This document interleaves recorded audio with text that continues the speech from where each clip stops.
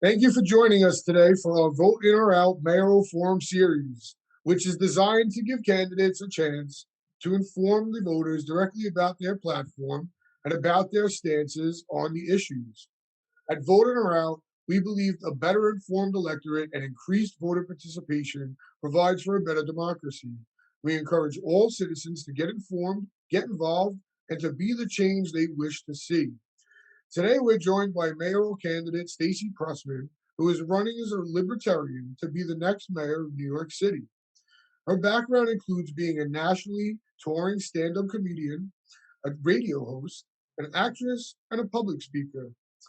Hi, Stacey. I'm Michael Sharafo, co-founder and political director here at Vote In or Out. It's a pleasure to have you here with us today. Why don't we start off with a little introduction? You can tell us a Thank you little for bit having about me. yourself. And just tell us, who is Stacey Prussman and why are you running to be the next mayor of New York City? Uh, Thank you so much for having me. This is really exciting. I'm from Brooklyn, a native New Yorker, born in South Brooklyn in a town called Gravesend. If you don't know what it looks like, it's kind of would be where Snuffleupagus was born, like the outskirts of Sesame Street. That's kind of how it always felt like. Where are we? And I grew up there, and I grew up by Coney Island. I went to high school, college in upstate New York, and I'm a motivational speaker, stand-up comic, activists in many different areas, not just one, particularly animal rights, human rights. I speak on eating disorders, body image, mental health, and stress. So I've been active in the political arena since I'm 16 years old, working with the League of Women Voters, helping young people register to vote, and then later on with Headcount, connecting people to registering online to vote with them, which we did this huge online social media campaign with comedians and musicians. And I was in charge of the comedians since that's my field. So that was really fun. So I've always been involved in the election and in the process of our democracy. And I'm very excited to run. One of the reasons I wanted to run, it wasn't a reaction to the pandemic, but I've wanted to run since 2015 when I did radio. I did radio with Reverend Bob Levy. He used to be on Howard Stern. We did this Libertarian radio station. We were just the comics. And I said I wanted to run for mayor, but it was kind of in the back of my head. It was always a position I felt that I could do well in, something that my skills would be best suited for. I know how the city works. I know the ins and outs of the city on every aspect. I've been in every economic spectrum pretty much. I know people in every economic spectrum. And I felt like there was something about running for mayor that was something that felt that I could actually correct the wrongs that are being done right now, and the establishment that we've been living with since the 4 or 5 decades I've been alert enough to know what's going on. Excellent. Thank you for that. So let's just let me ask you, like, what are the top three issues that you feel New York City is facing, and what will you do to tackle them if elected mayor, and how will you address those policies, with issues with your proposed policies? Sure. So as I see it, it's like a tree. So the roots of our tree is our human rights and civil rights. I That's one thing. That's the roots of our problems. That's where all the inequities are. That's where all the issues are. Then our mental and physical health. If we get those right, then our economics will, our small businesses, allowing people to thrive, ending antiquated and racist zoning laws, professional licensing, being less strict on that. One of the rules is if you think your sister could do it, maybe you don't need a license and pay the city hundreds of dollars, allowing people to thrive in their businesses. Um, that's one of the ways. That's Animal rights is a huge part of my platform as well, making New York a no-kill shelter city, which is very possible to do. There's been mayors, there's been leaders that said they were going to do it, and they never have done it. So that's something I really want to do. Make our city sustainable slowly but surely, not an absolute situation. Do it slowly and surely so we're not in shock or we have big energy issues. I think that if we do things slowly and correctly and function, and the waste of our finances are terrible here. Learning where our money is going, not losing money on purpose. Cutting bureaucracy is a huge platform of mine. power to the people. I want to democratize education so people can choose how their children go to school, where they want to go to school, give students the opportunity to explore different professions, different subject matters that they may have not, if they haven't had a democratized education. So that's something I want to do as well. Excellent. Thank you for that. Now, I did a little bit of research before our interview, and I took a look at your platform on your website. And I'd just like to go a little bit deeper into some of the policy positions I saw listed there. And as you just mentioned, you say that you want to, quotation, democratize education. And the way to do that is, in your opinion, ending mayoral control of the Department of Ed and allow local elections of education boards. So I just want to know, under your plan, if given the green light, who would appoint the chancellor of New York City schools under your system? Well, basically, I would appoint the chancellor, and then the chancellor would then allow elections to go on in the districts, or the states, or however we want to divide it up. So we might redivide it in a different manner, uh, and that way, then people then would vote in their communities on who's running their schools, how their schools are running. I might even create a position where that is voted on as well. The chancellor would be voted, or the position right under the chancellor. So this way, schools are now equal, and people are in charge of their education rather than my office just being a czar, so to speak, which I don't think it works that way. I'm not in your neighborhood, just like I'm not in your kitchen. I don't know how you cook. I don't know how you where you put your dishes. I don't know what's in your schools. I don't, a mayor cannot be in every school district. So people need to take charge of their own education. And I believe that in many different aspects, people know what's going on in their communities.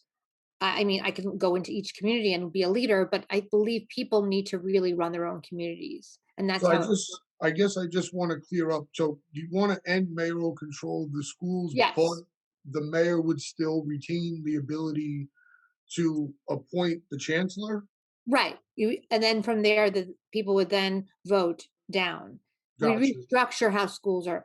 We'd make it as localized as possible and as fair as possible. That's how I would do it. Okay, thank you. So I also saw on your website that you want to promote public safety by supporting police efforts to combat violent crime and protect potentially vulnerable communities by instituting comprehensive police reform. Right. Could you tell us exactly like the kinds of Sure. comprehensive police reforms that you would want to institute if elected mayor? Absolutely.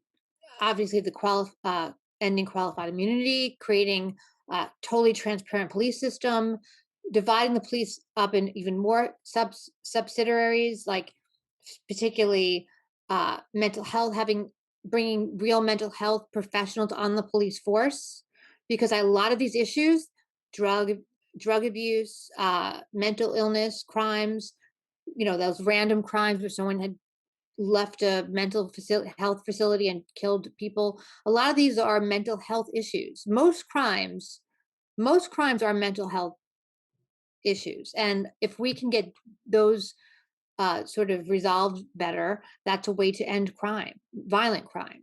I want to be. I want to legalize cannabis and other antigens. I believe that people are fairly arrested. I mean, I think they're legalizing marijuana and cannabis now anyway, but I think we need to get people out of jail that were in jail for cannabis. I don't think that the addiction prison pipeline works. We need to really take heed of addiction. Addiction is a disease and it needs to be treated that way.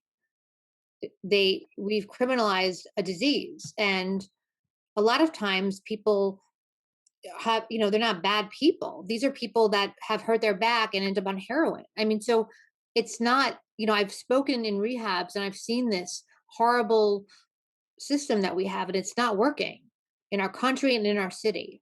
And we need to treat addiction as diseases and as mental health issues and health issues. And when we do that, that's the only way we're going to be able to create I think end a lot of our crime. Okay, thank you for that. So another thing I read on your site is that you want to revive New York City's culture by establishing science-based coronavirus mitigation and reopening guidelines instead of the haphazard regulations crushing our city. Could you tell us why you believe that the coronavirus mitigation and reopening guidelines and regulations that have been implemented in New York City have been haphazard? And could you explain Sure. whether or not you believe that they have not been science-based? That's not what I was saying. What I was saying was we were opening and closing. They decided that at 10 o'clock, we need to close all restaurants. Those aren't science based, for instance. Like you can still wear a mask at 10 o'clock, 11 o'clock, 1 in the morning. Those aren't the issues. Sitting at a, people have different hours. We have essential workers that don't work 9 to 5, and they need, they want to go out and enjoy themselves and have a meal in the street or in indoor dining. It's not fair that these restaurants have to close at 11 o'clock. Comedy close at, we have the social distancing in place. I'm not saying those things don't work, but I'm encouraging those things: the mask wearing, the social distancing, the 6 feet apart. And I believe that we can create a system where if a restaurant, I've gone to restaurants that have done impeccable. They do contact tracing, they do your temperature, they have social distancing, they have pillars between people, glass.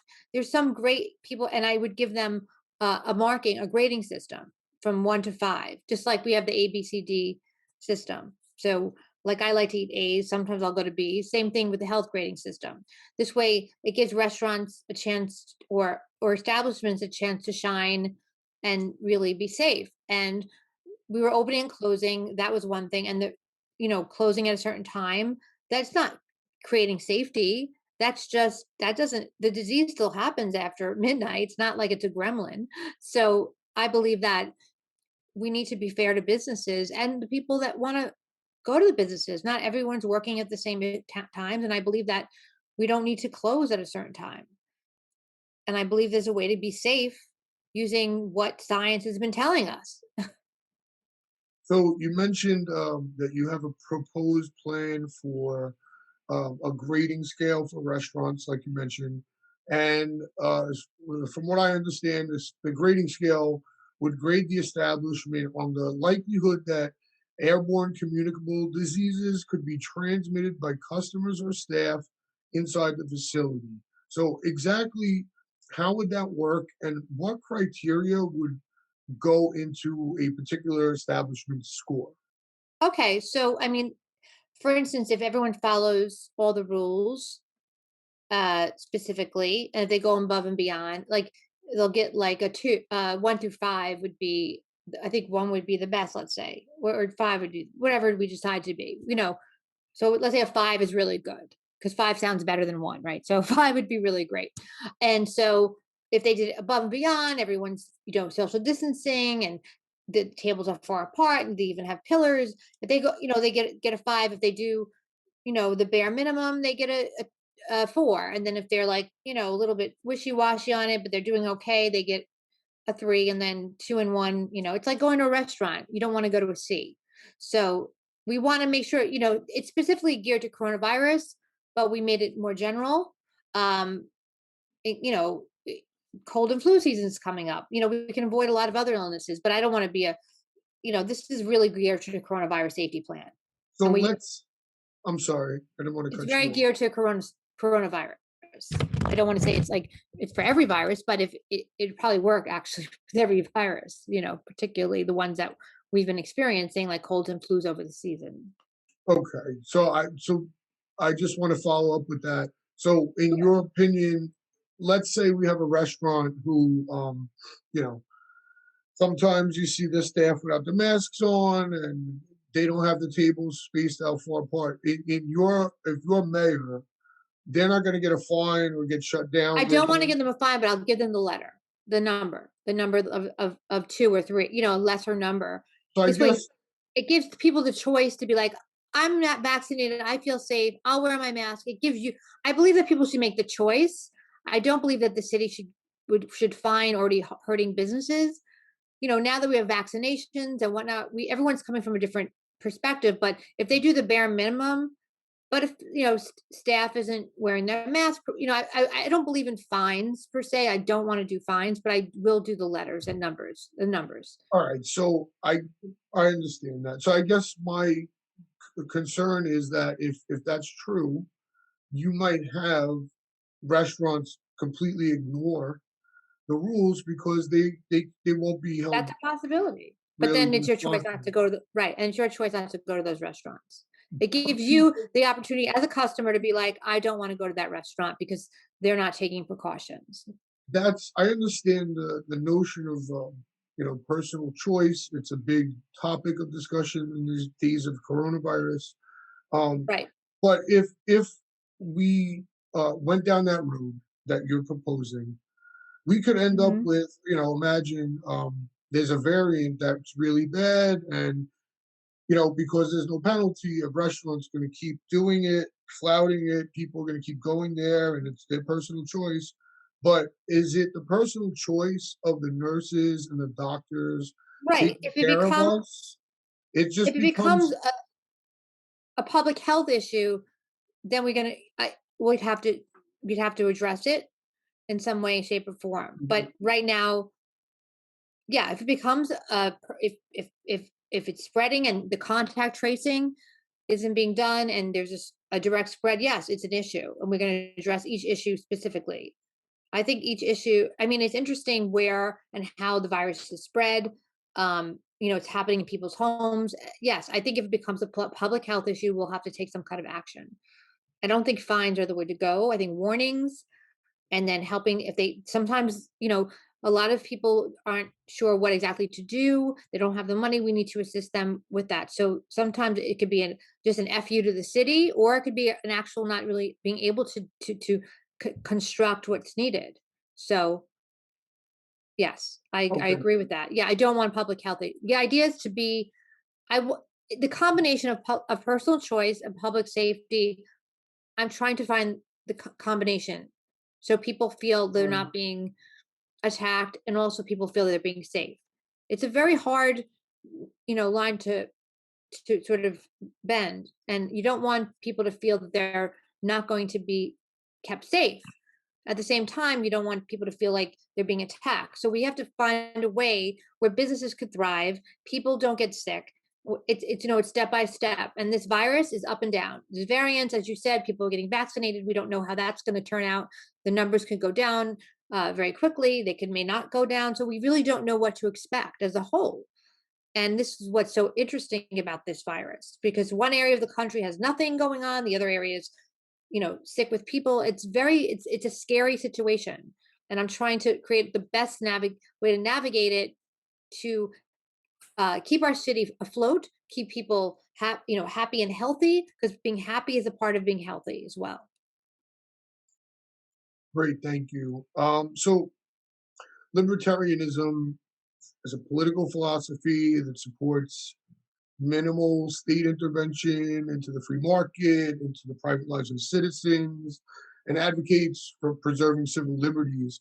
And as you know, recently there's been a lot of discussion lately, as we break the back of the virus by increasing vaccinations, it's increasingly, it appears that citizens, more and more at different places have to show either proof of vaccination or a negative test in order to go travel, go on a cruise, attend college in person, and even, going to maybe a concert, a movie, a bar, a restaurant. So I wanted to hear your thoughts on how um, you balance your libertarian philosophy with the Right. science issue. Yeah, Right. It's a very tough issue. I'm against the vaccine passports. It's also up to companies, individual people's businesses, if they want people to show vaccinations, of course. Also, uh, forcing someone to get a vaccination at this point, I don't believe in that. I think it should be a choice, particularly speaking that it's so new. There's a lot of people that have been vaccinated that aren't anti-vaxxers. They just don't want it. They're not ready to take on this vaccine yet for their bodies. It's up to the businesses if they want to let you in or not. Uh, Same thing with testing. I have no problem with testing. I think that's the best. I believe testing is the way forward because negative tests mean that you don't have the virus, most likely. So it's harmless. And I believe that's a good start because you don't get hurt by testing. And All there's right. So, no fear in testing. I guess what I'm interested in is, on one hand, libertarian philosophy says, you know, you can't force or you shouldn't force people to do anything. On the other hand, you're saying people should be forced to take tests. I didn't use the word force. I said if need be, I don't have a problem with testing if that will stop the spread. I didn't say forced. I just said if in certain situations it's not putting anything in your body, it's not hurting somebody's health, they won't be tired for 4 days, whatever, they won't get a side effect from the test. That's what I'm saying. All There's right. no So, support. It's a better way forward.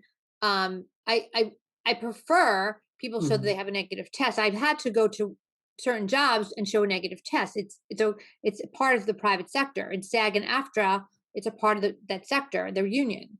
So it's that there's certain sectors that's required, and I'm not against that. But all I'm right. So I'm libertarian gonna. philosophy and Stacey Prussman's philosophy don't have to be exactly. I have my own philosophies on things. I'm not. Again, I have public safety is my main concern. How can my philosophy, the Pressman philosophy of being a leader is how can I let people have their most civil liberties without making them feel where they feel their body is being hurt, where I'm infringing on them, and still create a feeling of public safety. That is what Oh, that's what I believe in. I don't. That's just how I feel. okay. So I don't want to harp on it, but let's give a little hypothetical. So you're mayor, you're in City Hall. Um, the press comes in every day. Let's say one of the journalists refuses to take a test, a COVID test, and you say, well, you should take a test um, to come into City Hall. It's safe that way to know everybody's negative. If that reporter insists on not taking that test, is Mayor Prussman allowing that reporter into City Hall because he has personal choice? Or is Mayor Prussman So there's not no allowing him in because science says we shouldn't? Well, there's no law that is saying that he can't come in with a mask on to the press conference. So that doesn't sound isn't it's kind of a void situation. If that's what's required of above my jurisdiction, that he doesn't want to take it, it's a law that he can't come into City Hall. That's not my law, so I don't know how that would happen. But there's a masks and social distancing, so we use that. No one's being forced to have unless it's a maskless event for some reason. But so, Okay, if there's social distancing and masks, then that's what we've been doing. Um, if he doesn't want to take a test for whatever reason, then that's his priority. But that's how I feel. I don't think that I would force him to leave. Maybe he'd have to go in the back by himself. okay. So Yeah. again, we mentioned you're running for mayor as a libertarian, and so I just want to know. Um, that means you're skipping the primary process in June, and your No, name I had a will primary. I had a primary. We do had a have a primary. primary. So I was the first candidate to, yeah, we had a primary last Tuesday, and I was the first candidate to be endorsed by her party. Um, so you're officially yeah, endorsed by the Libertarian Party to be on libertarian. the ballot. Yes, So you're going to be on the yes, ballot in November. yes. As a libertarian. That was we're the first party to have, um, So excuse wait, me, there was no primary vote, right? It was sort of like a, no, with the primary. I had a primary vote. Yeah, we did a convention for our libertarians. but there was no like primary vote where I go vote in the ballot box, like a Democratic No, Party. it's only for my party. Yes, it was Okay, for so my it's party. a convention. So the party Private. chose you. conve- Okay. Yeah, So I just wanted to know how that worked it was for because, libertarians. Yeah, it was for all right, so libertarians. voters are going to see Stacey Prussman on the ballot in November on the Libertarian line. That's it. It's final. You're in. Yes. All right. I'm All in. right. Congratulations on the endorsement. Thank you. So okay. Next, I want to talk about. I saw that you want to reform and reduce red light and speeding cameras. You say some of the reasons why is because they serve as a tax on the poor, and the dependence on them is used to patch budget holes. So, my question to you then is, how will you ensure pedestrian safety if you're seeking to reduce red light and speeding cameras? Well, they're not necessarily I mean, the cameras are just ways for people to get tickets, and you can fight a camera in court if it perhaps has you skipping a light when you didn't. It makes people stop short at a light. Let's say it's turning, they think they're going to get a ticket, and that can cause more of an accident. So people are either going to speed or they're not going to speed, or they're going to go through red lights, and the cameras aren't deterrent. It's not like there's a police that comes running out and like arrest you for speeding going 100 miles an hour. So it's not a deterrent. It actually creates accidents. And it creates, I think speed bumps is the way to go if you really want to deter speeding So, and people stop at red lights. Yes, those what do about work. near schools? You want just speed Speed, bumps, yeah, or speed bumps. Yeah, speed bumps. People, if they're going to speed, they're going to speed. but you want Um, to get rid of red light and speeding cameras by schools? if they're effective, if they're not effective, they're not effective. I mean, if we could have, they don't even have them by school. Sometimes they have them at major, if they've been working for people. um I wouldn't have a problem having them by schools, but generally it actually might cause more accidents. I don't think that they're deterring people from skipping red lights. I mean, by schools or by hot in like on Ocean Parkway in Brooklyn. I don't think it's what's deterring people. I've never seen one person not skip a red light because of a camera. They just get the ticket and then try to get a lawyer to, get them out of it. Okay, I want to turn to an interesting platform proposal I saw on your website. You say that the city should have the ability to build housing through 3D printing technology, Mhm. and you feel that doing so can end homelessness in New York City. Could you tell us how you Sure. envision implementing 3D printing technology would end homelessness in New York City? Well, it's one of the ways to end homelessness, not the way. First of Mhm. all, our shelter system is horrific. People don't want to go into their shelter systems. They can't take their companion animals. Um, it's worse than being on the streets, as I've heard and spoken to many people that are homeless. The way to get out of homelessness is to actually have permanent housing. A shelter system should not be more than there for a night or so. It should, a permanent housing situation like building 3D housing would create a lot of homes, independence, and a way for people to have their own home to care for. And there's like a lot of reasons why people are homeless. We clump homelessness in one big gap. There are people that are just down their luck. They lost their job and they got kicked out. It's the money. It's not if it's purely financial. There's a way to solve that. If it's a mental illness and addiction, that's not so easy. There are different reasons. Getting someone back on their feet, helping them, train for a job. That's one thing, and you can. That's not easy to do, but it's a solution. It's an A to B to D solution to C to D solution. But in terms of dealing with people that are very mentally ill, that's another situation, or highly addicted. So we have to take each homeless person individually. Now, building 3D housing is relatively inexpensive. You could do it for $10,000. It's less than a year's rent in New York City. 10 to 12,000. You could build beautiful homes, and there's a lot of zoning laws on the books right now that prohibit building homes in areas that could easily be a place to build homes for families that are just low income and are on the brink or in homelessness. All right, so I want to wrap my head around a 3D printed home. Could you tell me what that looks like and what is that? They're it's a home. It's sort of it's similar to prefab. I guess that would be the best way to a small prefab, or they have storage container type homes where it's sort of like that. They're equipped with everything you need. They're Where would beautiful. where would they be put? in areas that are now like restricted from zoning. There's areas, I don't know the exact areas, but right now there are areas that we're fighting. There people are fighting to have certain things done in their zones there that for no reason. There's antiquated zoning laws on the books right now that need to be taken off. And so those are some areas that we can explore.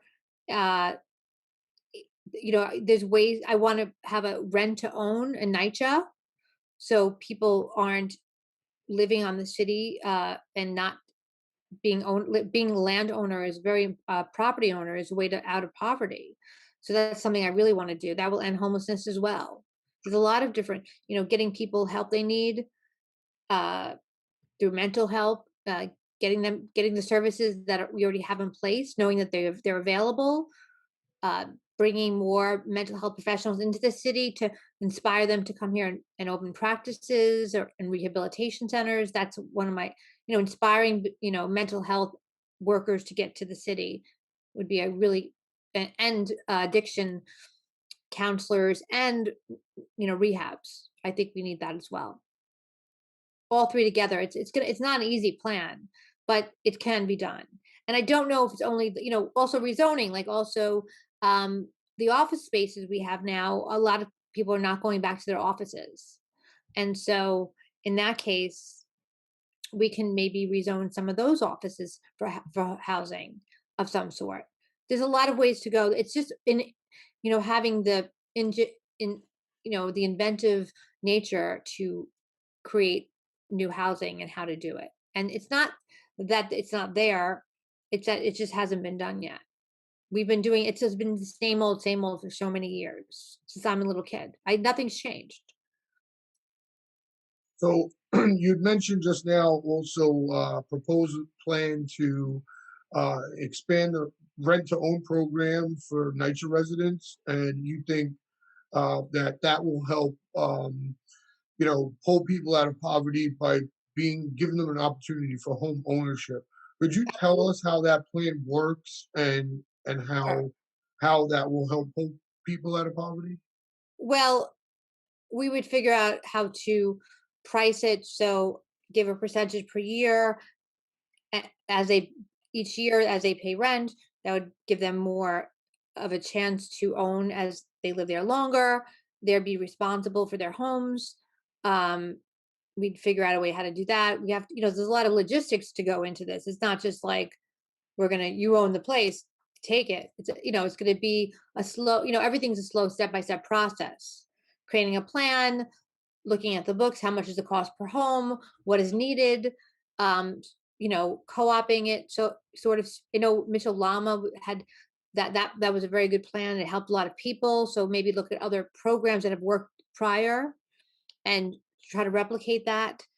And I think that would help creating a better the NYCHA homes would be better, and they would be safer, cleaner. People would have pride in their homes and their communities, and I think that would change a lot. They would have their own boards and like a co-op type board, so people could talk about what's needed as a group, and I think it would change the playing field for a lot of people and get them out of poverty and have home stability. The most important thing about anybody in New York City, and I don't know what you've experienced. I know I've moved around a lot. Is some by choice, some by sometimes not choice because they raised my rent like $500 um, after living there for a few years. Is that we need home stability, housing stability, and that's a problem that's been a big problem for a lot of different economic groups in New York. Is the stability of people's rent not going crazy, or people having to leave and being stuck. It's a big problem here in New York. It's always been. I don't know. I think the pandemic might have leveled the playing field a little bit, but the rent's going down. But that could just pop right back up, in a year or two, and people are like, now what? So it's something to look at. And I think we need more housing stability, and it's not just for people that are low income either. Middle income it's a problem for middle income as well. You can do the math. Living in a $3,000 a month apartment, making this much money in other parts of the country, you'd be a millionaire. Like you'd be like, wow. But there here, it's like I have a one bedroom, that's pre-war and it's not fixed. We have mold, so Yeah. it's a big So issue. It's a lot to work on, and I want to bring the best experts in on my team in housing and in the city, and I want to, I'm speaking to NYC residents right now, and I want to know what their concerns are, and it's a lot to it's taking two teams together, putting them and really working to make a solution, to create a solution of something that's never been done before here. So we're taking new ideas and new and ideas that are doable and making them happen. And that's what's exciting about what I feel I'm doing in my campaign. great. I just want to switch gears here. I want to focus on other topics that you have on your website. One is that you say that you believe that sex work should be decriminalized. Could you explain Absolutely. to us why you believe it's important to do that? First of all, what consenting people do, it's not my business. And a lot of people are victimized on both sides because they're unable to come out of the shadows and they get hurt, both the sex worker and the people using sex work. And I think when you take things out of the shadows, they become less dangerous. People become, they're able to ask for help. Sex workers can be sexually assaulted. P- Uh, People who use sex workers could be robbed. I mean, so there's a lot of issues going on. And talking to sex workers, they take pride in their job. Sex work is work, and it should be treated that way. We're not in a puritanical society. It's something that I believe strongly in, and I think that people. It's not about morals. It's about keeping people safe and free to do what they choose to do if they do choose so. Okay. So as we discussed in the intro, you're a very accomplished individual. In particular, you had mentioned you're a national keynote speaker. You speak at various colleges, universities, military academies across the country, particularly on the topic of eating disorders and body image. Could you tell us why raising awareness to these issues are important to you? Well, I was a eating disorder survivor myself. I had bulimia. It started when I was very young. I was a young actress at the age of 10. I went to audition for Annie, and I was kind of a little chubby kid. And I got off stage after singing, and this girl's agent said, "You have a good voice, but there are no fat Annies." And I was like, "Oh, maybe he's right. There are no fat Annies." She was an orphan during the Depression, so I had this horrible eating disorder, and I mean, it was starting. My mother put me on my first diet at age 10, and I don't think I ever got off it ever since then. And my mom changed my Oreo cookies in for carrot sticks, and then I kept, you know, going from one extreme behavior to another. I started with over exercising in high school to binging and purging and throwing up, and then not eating for days at a time, and all this disordered eating until I got help in my 20s, and I was able to recover. And then I went around the country to speak about it because I was silent about my problem, and I was in the closet about it. And so when I came out, I was able to help a lot of other people by speaking about my story and telling my truth. And I been to rehab centers and recovery centers and colleges, universities, military academies all over the world, all over the country, not the world, but all over the US. And I've done some, international stuff through the computer, but in terms of my speaking, I've been blessed to go to every state and almost the union to speak about it. And what and how and I've gotten letters from students, over the years that my speeches help them seek recovery, and we kept in touch. And it's been a beautiful experience for me and for the students. And I it's a passion of mine because I think mental health and physical health all go together. Mine might have been an eating disorder, somebody else might have been cutting, someone else might have been depression, but it all kind of goes together. And I think one of my major platforms in my campaign is mental health, because coming out of this pandemic, I've seen it rear its ugly head in so many different ways. Not only do we have to worry about the coronavirus, we have to worry about mental health issues like depression. There's been suicides. There's been overdoses. So, we're in tough times. It's the coronavirus plus. The isolation alone has caused issues with people that might have been recovered and they've relapsed. So I've spoken to a lot of young men and women that are dealing with those issues right now. So it is a huge passion of mine. Well, thank you for sharing that personal story with us. Thank you. Is this a clean show? I don't know. Is that a libertarian part of the libertarian philosophy of personal choice? Libertarians are so amazing because they're so accepting of trend of life choices. We have buttons of gay, straight, hetero, flexible, bi, whatever you want, whatever you choose to identify as. No one cares. They want you to just be who you are and not stand in your way. And that is what I really believe in out of everything. And there's no judgment. Like I may not like what you eat for dinner, but you may not like what I eat for dinner, but we can still be friends. We can still talk about it and argue or agree or to disagree. And I think that's what's so great about my party is that you can be whoever you want to be. And we will support your human right to do that. Okay, thank you. So okay, I will support your human we're right. gonna bring it back. We're gonna bring things back. We're just gonna let you have a little bit of a time for a closing statement. You have Sure. the floor, whatever you want to say. The floor is yours. Go ahead. I basically want New York to wake the F up. I want it to be functional, to be financially stable, for the F train not to take forever. I want New York to be fun again. I want people to be able to thrive and be able to be free to be who they want to be and how they want to live their lives. And I believe without the government holding you back, and I want to be the leader of all New Yorkers to be able to do those things. So go to PrussmanForMayor.com. Look at my platform, write to me, volunteer, donate, help me win this election so we can make New York wake the F up. Okay, thank you. And that concludes this installment of our Vote In or Out Forum Series interviews with candidate Stacey Prussman, again, who's running to be the next mayor of New York City. Thank you for spending some time with us today, Stacey. Thank you so much for having me. This was really fun. Thank you. And to everyone watching, don't forget to go to voteinout.com to learn about all the candidates running for office this year, including mayor, controller, public advocate, and city council. This is Michael Sharafo of the Vote In or Out team signing off. Thank you for joining us.